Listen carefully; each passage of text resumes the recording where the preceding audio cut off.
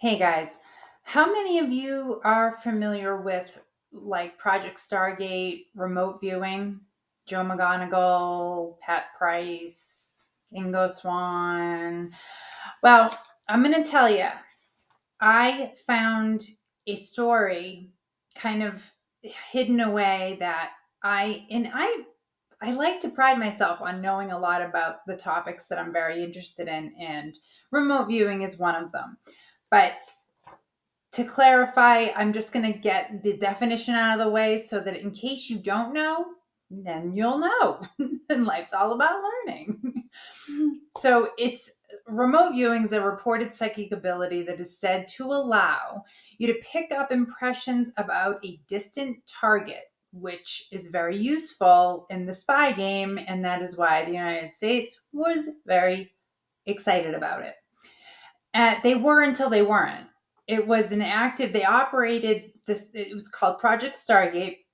And then they operated from the 1970s until 1995. Okay. The story I'm going to tell you in hopefully rapid succession so that I don't lose the video 14 times like I usually do is about a retired Army major and Department of Defense civilian with more than 50 years of service as an intelligence and counterintelligence officer, including 20 years in Europe. Okay. His name is William Bill Ray. Now, he is one of 5 Stargate military remote view viewers trained by Hal Puthoff and Ingo Swan. And those two, Hal and Ingo, were the inventors of or creators of Project Stargate. Okay. And they are, kind of revered in that realm of research in the ufology and everything, because it does have this story has a lot to do with that. Anyway, I digress. Bill spent 3.5 3.5 3.5 years of his time as a remote viewer at Fort Meade. For 18 months, he headed the unit as the commander. From 1985 to 86, he enabled the complex and difficult transfer of the Stargate program from the Army Intelligence and Security Command to the Defense Intelligence Agency, or DIA. He's also carried out hundreds of operations since 1984 and has also taught remote viewing for several years while he was in Europe.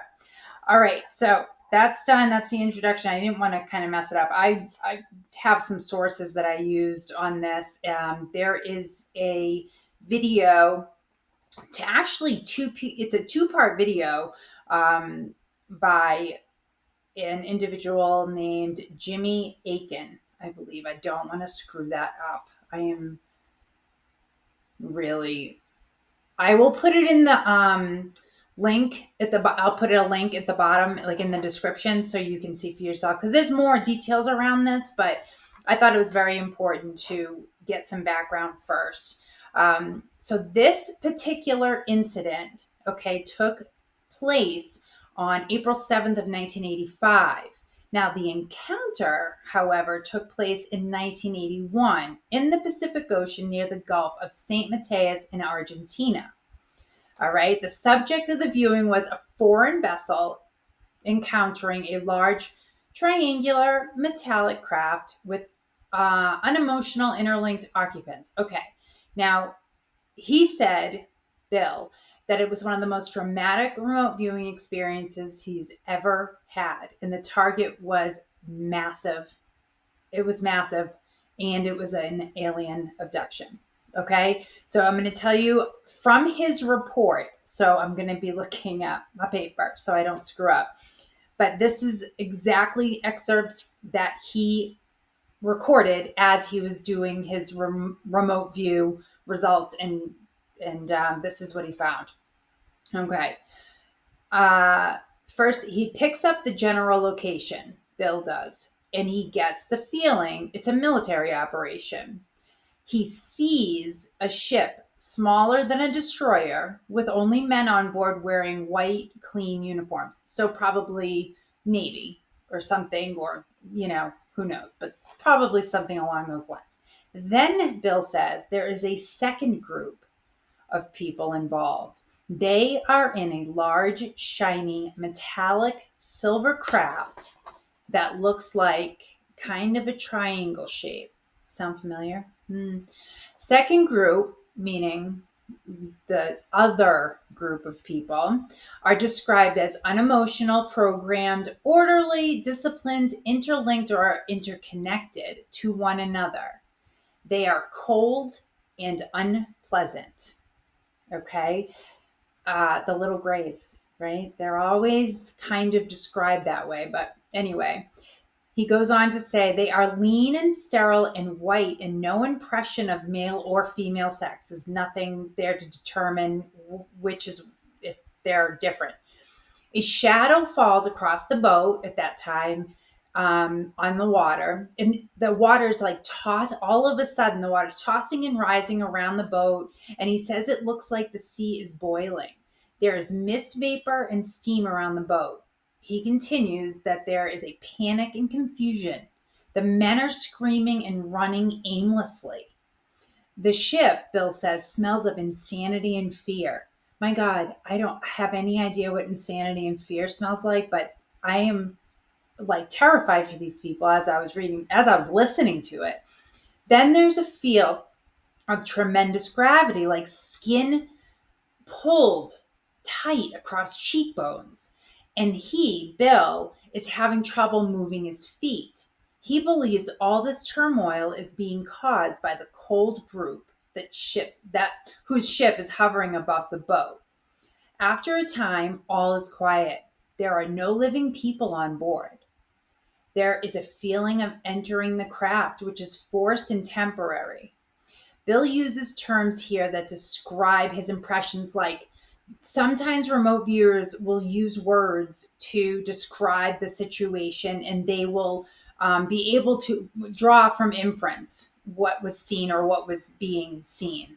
The subject of the entering is experimental. Topics are ongoing biological development, encompassing scientific, social, material research. It's almost like free association he uses. Then he says there is something important underwater here, something to do with bubbles and spears. The underwater is oblong, metallic, Hickman sensitive, secretive, selective colony. See what I mean by free association? He's trying to get across how unbelievably intense and secret this is. The subject is life and ecology. Its topics are deep, dark, sustaining, nourishing, aerobatic, or aerobic. Oh, I can't read my own writing. That's too bad.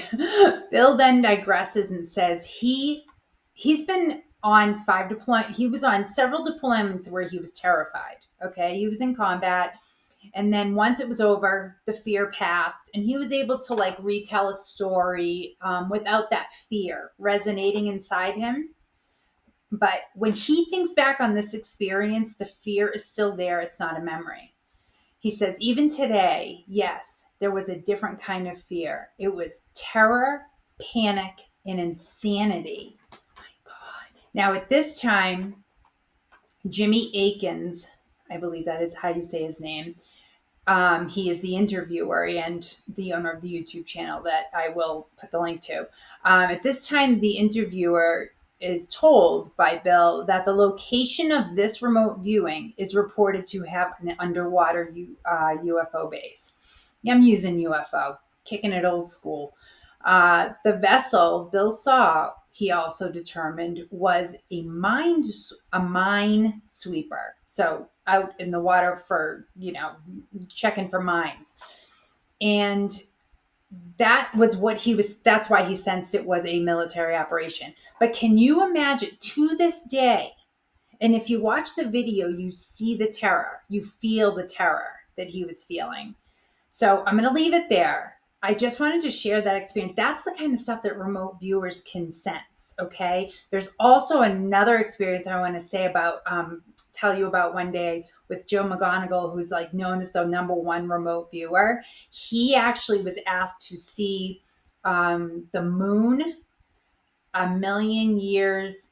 I think it said in the past. I think it was. Oh God, now I can't even remember that. But anyway, until next time, I hope everyone is staying happy and healthy. Stay weird, and I'll see you next time. Take care. Bye.